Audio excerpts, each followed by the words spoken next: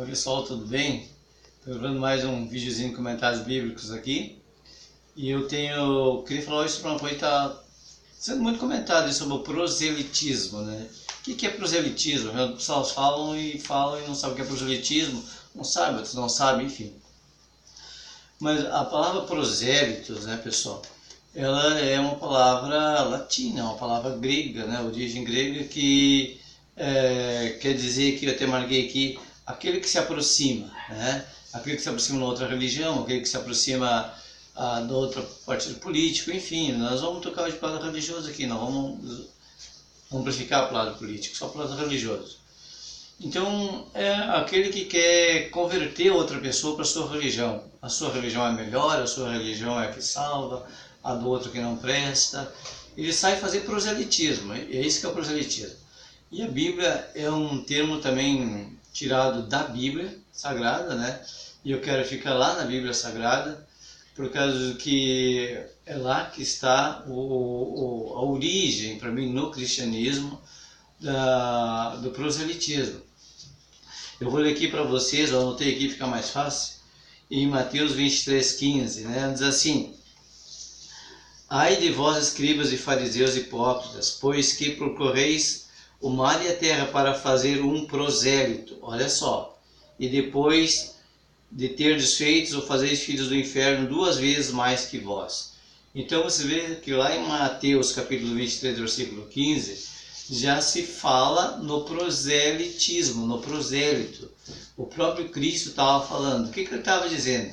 Que os sacerdotes, os escribas, né, que eram aqueles que tinham conhecimento da lei e das escritas, os fariseus, os saduceus, que eram os que mandavam naquela época, o que eles faziam? Eles saíam pregando sobre a lei, tentando converter as pessoas a vir para o judaísmo, né? E quando aquelas pessoas que não eram judeus iam para o judaísmo, eles a transformavam 2 vezes em filhos do inferno. O próprio Messias que diz, né, o Yeshua, o Cristo, enfim, Jesus, como se queira chamar aí. Então ele diz assim: vós fazeis prosélito. O que era prosélito? Segundo a Bíblia, era aquele que eles iam lá e convertir para o judaísmo. Né? Lá em Mateus 23:15. Então, na verdade, Jesus chamava eles de quê? De maus missionários, falsos missionários da palavra de Deus.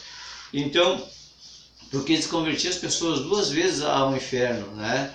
Então, e 2 vezes mais que eles. Então, o que Cristo estava dizendo? Que eles já estavam condenados ao inferno. Então, os escribas, os fariseus, os saduceus, biblicamente, eles já eram pessoas que já estavam no inferno.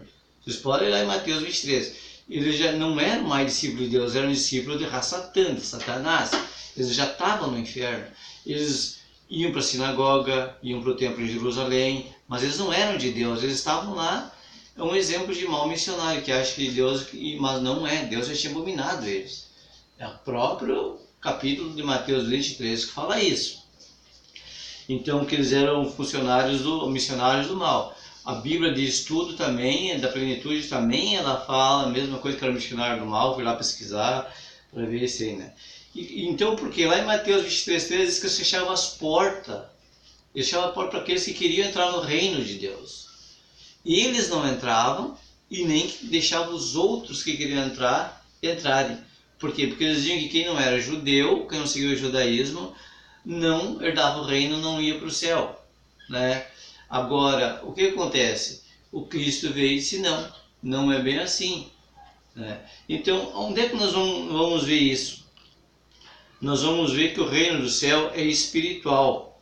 O reino do céu não é algo material como as pessoas pregam. O reino do céu é algo espiritual. Vamos lá em Colossenses capítulo 1, eu vou ler para vocês Colossenses capítulo 1, no versículo... Eu vou abrir a Bíblia aqui para ler isso aqui, Colossenses capítulo 1, para mostrar para vocês que o reino do céu é espiritual. Ele não é material, não é qualquer coisa. Colossenses capítulo 1, versículo 13. Assim: o qual nos tirou das potestades das trevas e nos transportou para o reino do seu Filho, do seu amor, em qual temos a redenção pelo seu sangue, a saber, a remissão dos nossos pecados, né? A imagem de Deus. Então ele nos transportou, né? Ele nos transportou então para o reino do seu amor, para o reino do seu Filho. Colossenses capítulo 1, versículo 13 e 14. Né? O qual nos tirou das potestades das trevas, nos transportou para o reino do seu Filho, do seu amor. Então ele nos transportou para o reino do Filho dele. Então o reino do céu ele é espiritual. Ele não é nada do que estão dizendo, por eu pregando, dizendo que vai ser um reino físico, o reino isso, não. Agora o reino é espiritual que nós estamos falando. O que acontece? O que acontece é que eles simplesmente eles tiravam as pessoas com o seu proselitismo, dizendo que o judaísmo era a religião verdadeira, que aquilo que não fosse judeu não era salvo, não fazia isso, não fazia aquilo. Bom, agora, quando nós temos um exemplo muito grande aqui, quando nós vemos a missão dos 12, né? Então, o que é a missão dos 12? Então, Jesus pega 12 apóstolos, levanta os 12 apóstolos, né? E manda eles pregar aonde? E das ovelhas perdidas da casa de Israel. O Cristo nasceu israelita, morreu israelita, o Messias nunca sequer, eu acho que saiu de Israel. Então, ele nasceu e morreu israelita como um judeu, né? Como um bom judeu. Então, o que diz aqui? Ele diz assim, ó, ide pregar, mas vocês não levam o quê? Eu vou ler aqui Mateus 10:10 para vocês verem aqui, Mateus 10:10, aqui onde está escrita essa belíssima passagem aqui dele. Mateus 10, missão dos 12, diz assim, ó, eu vou ler o 10 aqui, ó, curais, nem alforjes, vou ler do versículo 9 em diante, nem ouro, não possuais ouro, nem prata, nem cobre, nem nos vossos cintos, nem alforjes, nem caminho, nem duas túnicas, nem alpargatas, que é calçado, né? Nem bordão, que seria um pau segurar, porque digno é o operário do seu alimento.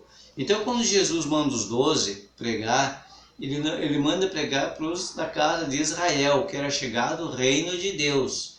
E o reino de Deus era espiritual, estava dentro deles agora. Então ele manda pregar. E ele disse, não leva ouro, nem prata, né? E digno é o operário do seu alimento. Aí nós vamos lá para Lucas, vamos ler Lucas 10:7, que diz assim, ó, Lucas 10:7, diz assim, e ficai na mesma casa, comendo e bebendo do que lhes tiverem, pois digno é o obreiro do seu salário. Não andeis em casa. Veja aqui, ó. E ficai na mesma casa, comendo e bebendo do que lhes tiverem, pois digno é o obreiro do seu salário. Então o salário que a Bíblia fala, digno é o obreiro do seu salário, na verdade é a comida que ele ia receber naquela casa onde estiver, e a bebida. Não é salário e dinheiro como os pastores estão pregando por aí, esse pessoal está pregando por aí. Ó, e não andeis de casa em casa. Lucas capítulo 10, versículo 7. E não andeis de casa em casa. Hoje nós temos o Testemunho de Jeová, nós temos muito pessoal de muitas outras religiões por aí, que batem de porta em porta, de casa em casa. Mas a ordem de Jesus é, não andeis de casa em casa. Não era para andar de casa em casa, né? Como muitos estão andando de casa em casa por aí. E digno é o obreiro seu salário, mas era comida e bebida. Não era salário de dinheiro, como estão pregando por aí. Então, está em Lucas capítulo 10, versículo 7, que era a missão dos 70, né? Quando Jesus mandou. Então, digno é o obreiro do seu salário. E era para ir as ovelhas perdidas da casa de Israel. Não era para ir parecer para todo mundo, era a casa de Israel. Então as pessoas estão fazendo o que hoje? Elas estão pegando passagem que era pregada para judeus e querendo trazer hoje para o pessoal que vive na graça, para os gentios que vivem na graça hoje. Uma coisa o evangelho, o reino dos céus foi pregado para os judeus. Outra coisa é a graça que foi pregada para os gentios. São duas coisas diferentes. Porque os gentios hoje entraram no reino de Deus, que é espiritual, através de Cristo. Porque a salvação veio por um judeu, por um hebreu, que era Cristo. Então, só você entender, né? Então, Não andeis de casa em casa, é o contrário do que se faz hoje. Lucas capítulo 10, versículo 7. Digno é o operário do seu salário, salário que é alimento. Né? Lucas capítulo 10, versículo 7. Não andeis de casa em casa. Esse era o reino do céu chegado aos hebreus. Não era para eles fazerem prosélitos. Tanto que Cristo diz assim, ó, quando manda eles a missão, Cristo diz assim, ó, não vão ao samaritano, não vão aos gentios, vão simplesmente às ovelhas perdidas da casa de Israel. Agora, você pode dizer assim para mim, mas então o evangelho não foi pregado então aos gentios? Foi. Quando Deus quis pregar aos gentios, né, quando Deus quis levantar agora um homem para trazer o evangelho para os gentios, Deus faz o quê? Deus então levanta um homem chamado Paulo. Nós vamos lá para Atos Apóstolos capítulo 9, versículo 15. Atos Apóstolos capítulo 9, versículo 15, diz assim, ó. Disse-lhes, porém, o Senhor, vai, porque esse é para mim um vaso escolhido para levar meu nome diante dos gentios e dos reis e dos filhos de Israel. Então você veja bem, agora Deus está dando uma ordem para que fosse levantado um apóstolo chamado Paulo para pregar aos gentios, aos reis da terra e ao próprio povo de Israel, que era o apóstolo Paulo. Né? Atos Apóstolos capítulo 9, versículo 15. Então ali ele é levantado para pregar aos gentios. Lembra que lá em Lucas capítulo 10, versículo 7, Deus manda isso simplesmente a casa de Israel. Agora aqui Deus está levantando Paulo para onde? Pregar a toda a terra de que se havia naquela época, né? Então Deus está pregando. Agora aqui, ó, nós vamos ver, por exemplo, que o proselitismo é tão ruim que as pessoas assim, ó, a minha religião é que salva, a minha igreja é que salva, mesmo que eles nem saibam o que é igreja, né? Isso é proselitismo. O evangelismo, tem tantas denominações aí, gente, tanto proselitismo, que estão fazendo que nem os judeus faziam, né? Que lá em Mateus capítulo 23, versículo 15, falando que eles iam fazer prosélito e vão 2 vezes ao inferno. É o que está acontecendo aí. Hoje tem tantas denominações que estão fazendo o quê? Proselitismo. Vai na minha igreja que lá está Deus, Deus está lá. Vai na minha que Deus está lá. Não, irmão, a minha que te salva, a minha Deus está lá. Mas eles nem sabem o que é conceito de igreja. O que é um conceito de igreja? Igreja está lá em Colossenses capítulo 1, versículo 24. Eu vou ler para vocês aqui Colossenses capítulo 1, versículo 24. Porque eu acho assim, pessoal, que as pessoas precisavam pesquisar mais, né? Sobre as coisas. Colossenses capítulo 1, versículo 24. Regozijo-me agora no que padeço por vós, e na minha carne cumpro o resto das aflições de Cristo, pelo seu corpo, que é a igreja. Então a igreja é o próprio Cristo, e nós o corpo. Cada pessoa, ele forma parte do corpo de Cristo. Todo aquele que aceita Cristo como seu Salvador. Então quando a pessoa diz assim, a irmã não vai na igreja, mas como eu posso ir na igreja se a igreja é Cristo e Cristo está dentro de mim e se eu sou o templo de Cristo? Entende? Então uma coisa é o que eles falam, outra coisa é o que está na Bíblia. Por isso que o proselitismo é ruim. O proselitismo em si ele é muito ruim. Outra coisa que eles dizem por aí, que eles ficam falando, nós temos que pregar o evangelho em todo o mundo. Né? Não é isso que você vê padres, pastores, bispos, enfim, falando que tem que se pregar o evangelho em todo o mundo. Agora, não é isso que a Bíblia diz. A Bíblia diz em Colossenses capítulo 1, versículo 23, que o evangelho já foi pregado em todo o mundo. Essa é uma palavra para aquela época. Olha o que diz em Colossenses capítulo 1, versículo 23. Diz assim, ó. Se na verdade permaneceres fundados firmes na fé, e não vos moverdes da esperança do evangelho que tendes ouvido, o qual foi pregado a toda criatura que há debaixo do céu, o qual eu, Paulo, estou feito ministro. Então Paulo ele já afirma aqui como ministro de Deus que o evangelho foi pregado a toda criatura que está debaixo do céu. Então essa picaretagem do proselitismo, de criar algo para ganhar dinheiro, para vender o evangelho, através de supostos milagres, que a gente sabe que aquilo não provém de Deus. Aliás, tem até medo desse, não tem medo, mas não concordo com esse Deus de muitas igrejas por aí, porque ele não é o Deus da Bíblia. Então veja que Paulo já está afirmando que o Evangelho foi pregado em todo o mundo. Hoje cada um de nós faz o quê? Hoje nós somos testemunha de que esse Evangelho foi pregado. Nós temos que abrir a boca para dizer que Deus salva, que Deus já levou esse Evangelho para todo mundo, já trouxe esse Evangelho, e todo aquele que crê será salvo. Mas hoje, por causa do proselitismo que se levanta no mundo todo, é que virou uma ganância do homem. Esse é um dos motivos. Então, e nós não podemos esquecer que hoje quanta gente quer ser mediador da palavra de Deus, né? Quer ser mediador de Deus. Hoje, padre quer ser mediador de Deus, pastores querem ser mediador de Deus, bispos querem ser mediador de Deus, espíritas querem ser mediador de Deus. Gente, o que tem de mediador de Deus hoje? Mas o que a Bíblia diz? Porque uma coisa é que o homem diz, né? O proselitismo faz, outra coisa é o que a Bíblia diz. A Bíblia diz em 1 Timóteo capítulo 2, versículo 5, na 1 Timóteo capítulo 2, versículo 5, porque há um só Deus, um só mediador entre Deus e os homens, Jesus Cristo, homem. Então só há um mediador. Então não adianta o pastor dizer assim, mas tem que estar debaixo da unção de um pastor, daí eu respeito. Mas para aí, o pastor está debaixo da unção de Cristo, 1 João, né? O pastor está debaixo da unção de Cristo, todos nós estamos debaixo da unção de Cristo. O pastor não é um mediador entre Deus e os homens. Só há um mediador entre Deus e os homens. Cristo está na Bíblia, né? Se Cristo é o único mediador entre Deus e os homens, pastor não é, padre não é, bispo não é, nada. É entre você e Deus daqui para frente. Igreja é o próprio Cristo, não é aquele prédio que você vai lá para dar teu dinheiro, para fazer as coisas lá.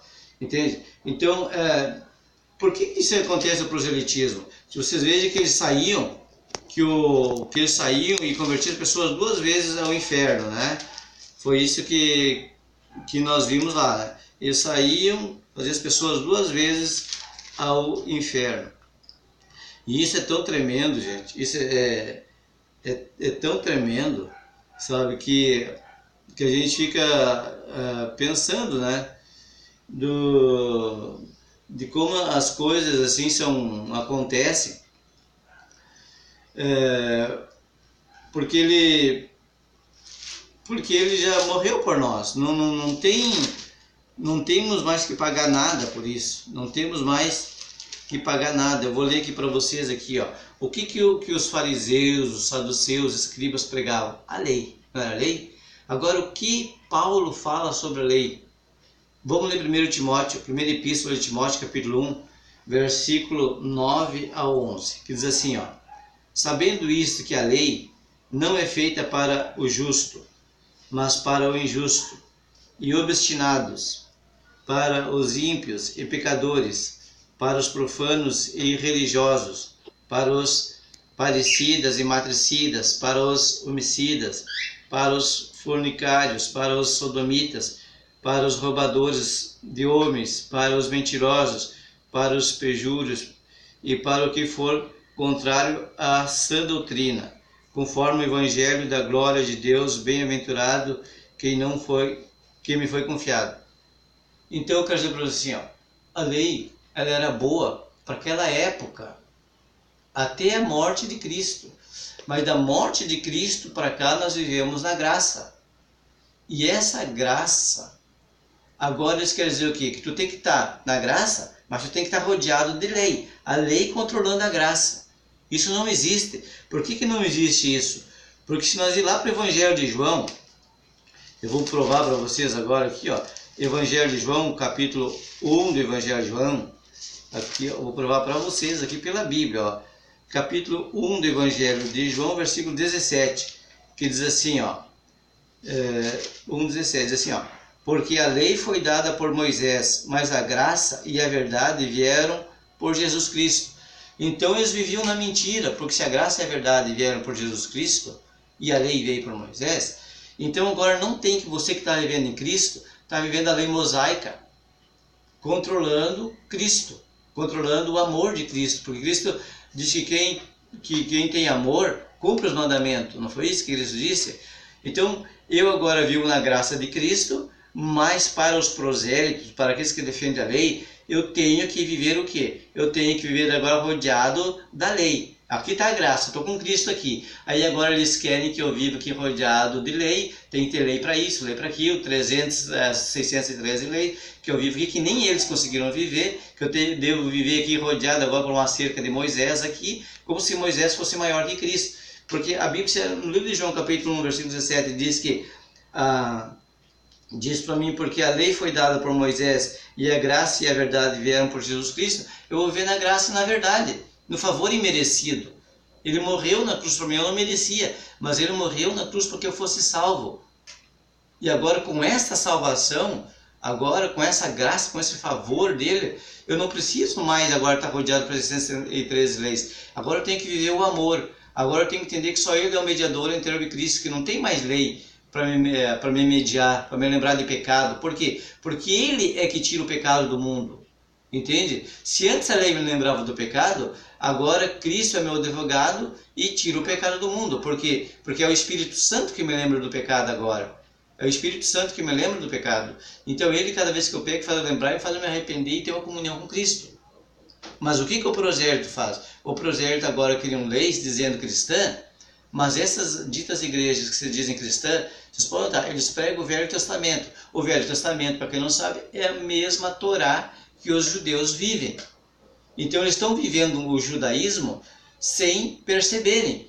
Na verdade, toda a igreja que vive o Velho Testamento, que prega o Velho Testamento, ele está vivendo um falso judaísmo. Ele está vivendo a Torá. Ele não está vivendo o Evangelho, porque o Evangelho é boas novas. E se o Evangelho é boas novas, ele ainda está vivendo na lei. Então ele está vivendo as coisas velhas, em odre velho. Ele não está vivendo na graça de Deus, do seu Filho. Ele está vivendo na lei de Moisés. Então todo aquele que acha que tem que viver na graça, mas rodeado de lei, rodeado como se Moisés fosse o maior que Cristo, então ele está vivendo na verdade na Torá. Ele é um falso judeu. Ele está vivendo no judaísmo ainda. Ainda não se converteu para o Evangelho. Então, porque é a Bíblia que diz, eu citei fontes bíblicas para vocês. Então, logo, nós temos um problema aqui muito sério. O proselitismo hoje está muito grande. As pessoas hoje estão voltando ao velho proselitismo judaico. Eles estão voltando à lei. Eles estão voltando para as coisas que o próprio Deus já trouxe seu Filho e morreu na cruz por nós. Vamos deixar de viver esse judaísmo, falso judaísmo, porque lá em Apocalipse capítulo 13, versículo 9, diz o quê? Que Deus condena o falso judeu. Ai daquele dizer que é judeu não sendo judeu. Então o proselitismo que nós estamos vivendo hoje, a minha igreja é melhor, você tem que viver na lei, porque só a lei que salva, né? É a ganância do homem, mas na verdade nós vivemos na graça. Só há um mediador entre Deus e os homens, Cristo. Fora isso, é de procedência demoníaca, não tem fundamento. Então eu vou ficando por aqui com meu vídeo, e um abraço aí, então a todos vocês de curtirem meu vídeo, ok? Beijão para todos aí, tá? Tranquilo então.